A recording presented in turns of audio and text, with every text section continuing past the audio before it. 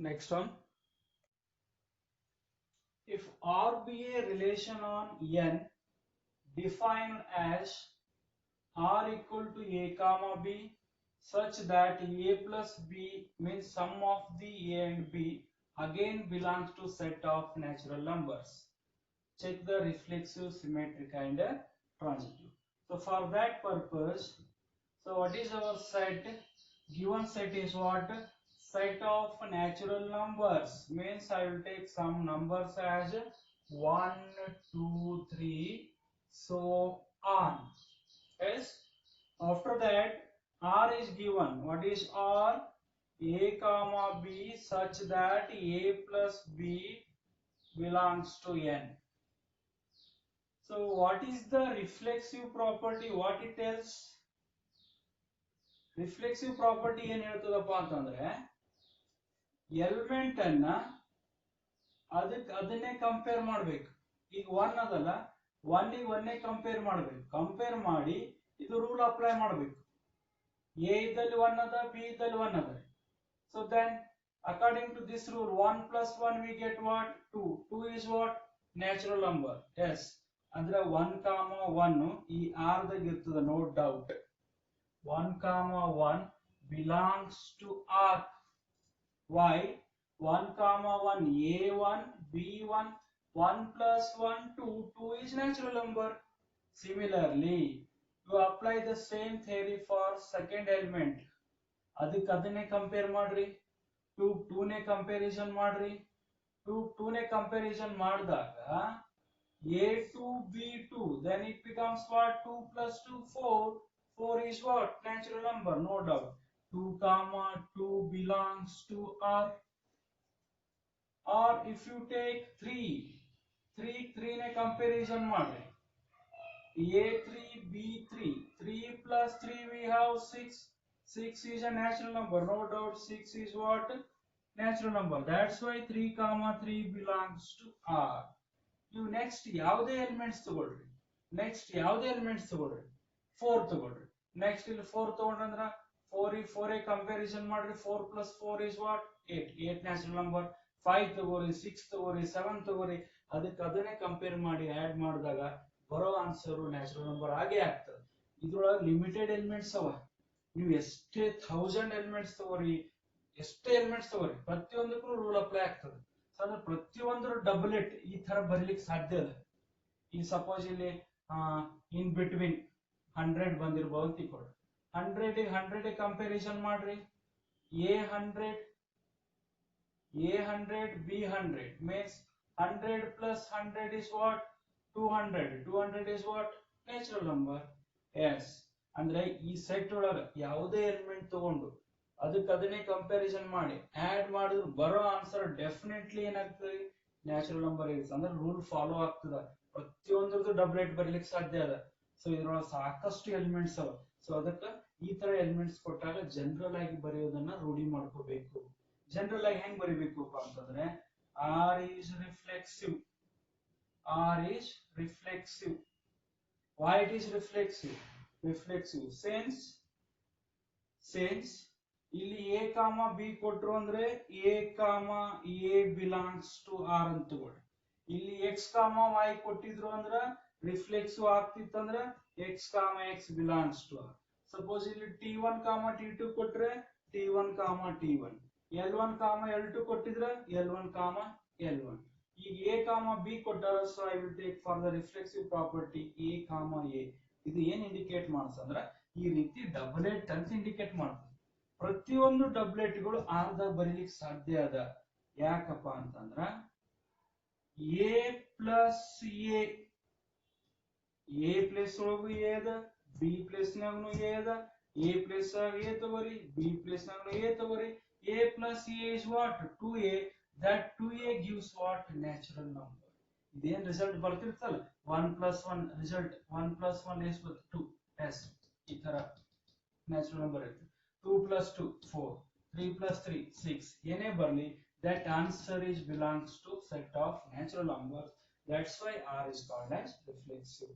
Yes, set general ಆಗಿ define ಮಾಡಿದಾಗ ನೀವು ಜನರಲ್ ಆಗಿ ಬರೋ ತೋರಿಸ್ಬೇಕು. ಕಂಪಲ್ಸರಿ ಆಗಿ 1 1 2 2 3 3 4 4 ಬರೀಲಿಕ್ಕೆ ಆಗಲ್ಲ, ಯಾಕಂದ್ರೆ ಸಾಕಷ್ಟು ಎಲಿಮೆಂಟ್ಸ್ ಅವೆ.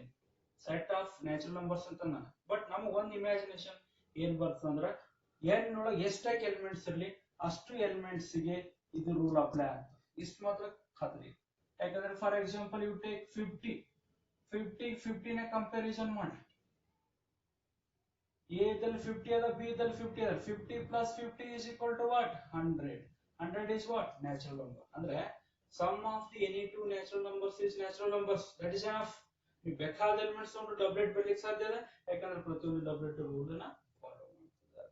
ಸೊ ಅದಕ್ಕೆ ಜನರಲ್ ಆಗಿ ಇದನ್ನ ಈ ರೀತಿ ಬರೀಬೇಕು. R is reflexive.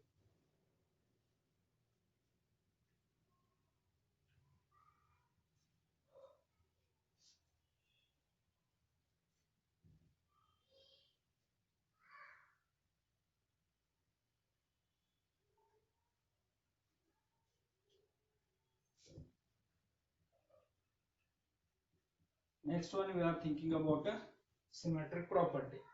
So for example, I will take 1 comma 2 is present in R.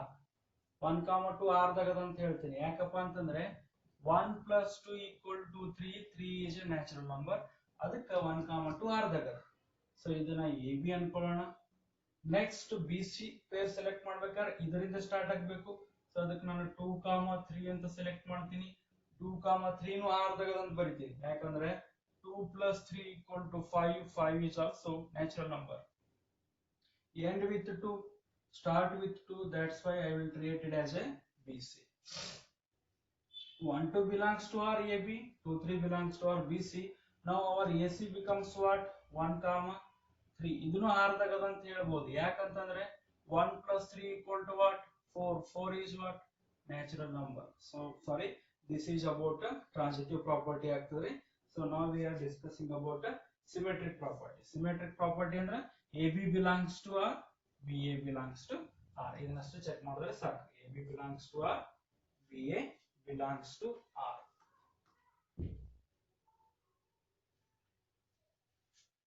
So I will tell 1 comma 2 belongs to R. 1 comma 2 belongs to R. Why? Because 1 plus 2 is equal to 3. 3 is a natural number. AB belongs to R. This is reverse. 2 comma 1 is also belongs to R. Means BA also belongs to R. Why? 2 plus 1 equal to what? 3. 3 is a natural number. ಇದೇ ರೀತಿ ಯಾವುದನ್ನು select ಮಾಡಬಹುದು. 1 comma 2 ನೇ ಯಾಕೆ AB ತಗೊಂಡ್ರಿ sir? 5 comma 100 ತಗೋರಿ. Yes 5 comma 100 as a AB. ಇದನ್ನ R ದಾಗದ ಅಂತ ಹೇಳ್ತೀನಿ. ಯಾಕಪ್ಪ ಅಂತಂದ್ರೆ ಇವೆರಡರದ್ದು ಸಮ್ ಮಾಡಿದ್ರೆ ಎಷ್ಟು ಬರ್ತದೆ? 105 ಬರ್ತದ. 105 is what? Natural number. AB R ದಾಗದ ಅಂದ್ರೆ ಅದು ರಿವರ್ಸ್ ಪೇರ್ ಚೆಕ್ ಮಾಡಬೇಕು. ರಿವರ್ಸ್ ಪೇರ್ ಏನು? 100 comma 5 BA. Yes BA R ದಾಗದ ಅಂತ ಹೇಳ್ಬೋದು. ಯಾಕಂದ್ರೆ 100 plus 5 equal to what? 105 is also natural number. So ಯಾವಾಗ AB ರೂಲ್ ಫಾಲೋ ಮಾಡ್ತದಲ್ಲ ಅವಾಗ ಅದು ರಿವರ್ಸ್ ಏನಾಗ್ತದೆ? ರೂಲ್ ಫಾಲೋ ಮಾಡೇ ಮಾಡ್ತದೆ. ಸಪೋಸ್ ನಾ A3 ತಗೋತೀನಿ, B7 ತಗೋತೀನಿ, R ದಾಗದ ಅಂತ ಹೇಳ್ತೀನಿ. ಯಾಕಪ್ಪ ಅಂದ್ರೆ 3 plus 7 equal to 10. 10 is natural number. S ಅವಾಗ ಇದು ರಿವರ್ಸ್. BA ಏನಾಗ್ತದೆ? 7 comma 3. ಇದನ್ನು R ದಾಗದ ಅಂತ ಹೇಳ್ಬೋದು. ಯಾಕಂದ್ರೆ 7 plus 3 equal to 10. 10 is a natural number. So ಯಾವಾಗ AB ರೂಲ್ ಫಾಲೋ ಮಾಡ್ತಾವಲ್ಲ ಅವಾಗ ಡೆಫಿನೆಟ್ಲಿ BA ನು ಕೂಡ ರೂಲ್ ಫಾಲೋ ಮಾಡ್ತಾವ. ಸೊ ಅದಕ್ಕೆ AB belongs to R ಇದ್ದಾಗ ಡೆಫಿನೆಟ್ ಆಗಿ BA belongs to R ಇದ್ದಾವ. ಸೊ ಈ ರೀತಿ set infinite number of elements ಇದ್ದಾಗ ಜನರಲ್ ಆಗಿ ಬರೆಯೋದನ್ನ ಪ್ರಾಕ್ಟೀಸ್ ಮಾಡಬೇಕು. R is symmetric. R is symmetric since. Why it is symmetric? Because A comma B belongs to R. Why A comma B belongs to R? Because A plus B is natural number. Now A ಮತ್ತು B select ಮಾಡಿ ಅವೆರಡು add ಮಾಡಿದಾಗ ನಮಗೆ answer natural number ಬರ್ಲಿಕ್ಕತ್ತಿತ್ತು. ಅದಕ್ಕೆ AB R ದಾಗದ. This implies that B comma is also belongs to R. So ಯಾವಾಗ AB add ಮಾಡಿದಾಗ natural number ಬರ್ತಿತ್ತಲ್ಲ ಅದು reverse add ಮಾಡಿದಾಗ ನಮಗೆ ನ್ಯಾಚುರಲ್ ನಂಬರ್ ಬರ್ತಾ ಇತ್ತು. ಅಂದ್ರೆ B plus A is also what? Natural number. That is the reason R is called as what? Symmetric.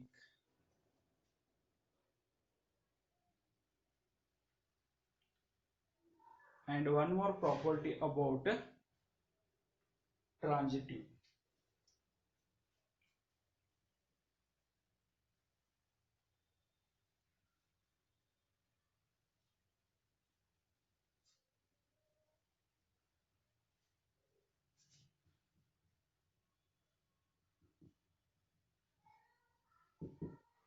So transitive means AB belongs to R, BC belongs to R, AC belongs to R.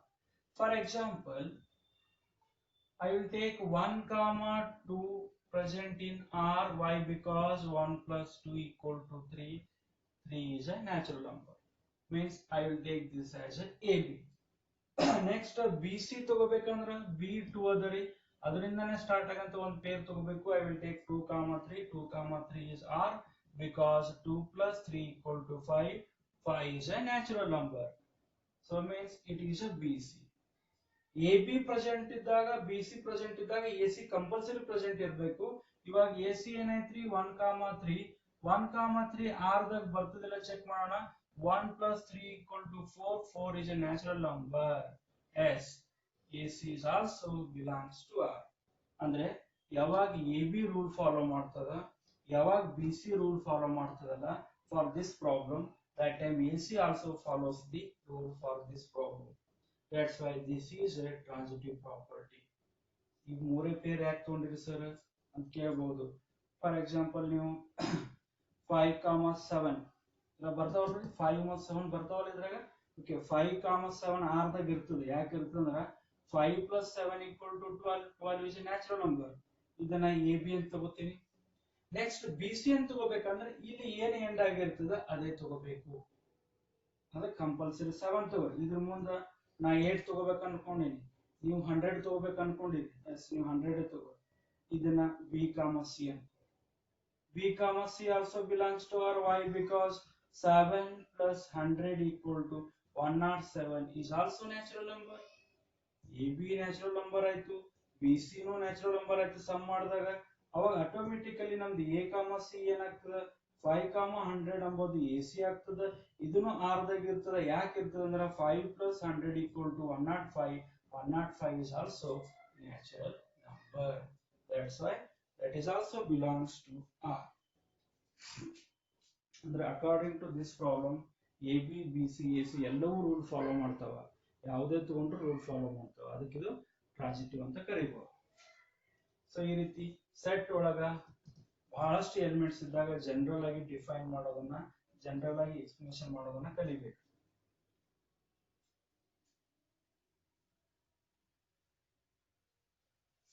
So now R is transitive. R is transitive since, why it is transitive? Since A comma B belongs to R. ಇದ್ದೇ ಇರ್ತದೆ AB R ದಾಗ.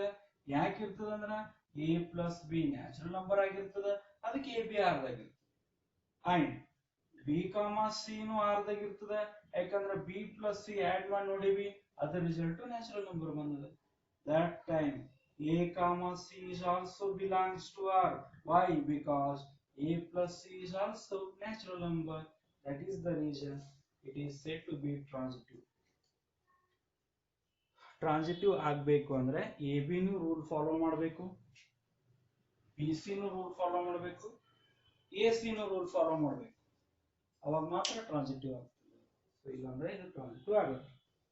So again I will continue in the next class. So now I will give some homework. Try to find yourself. Check the reflexive, symmetric and transitive property. Okay, take this one as a homework.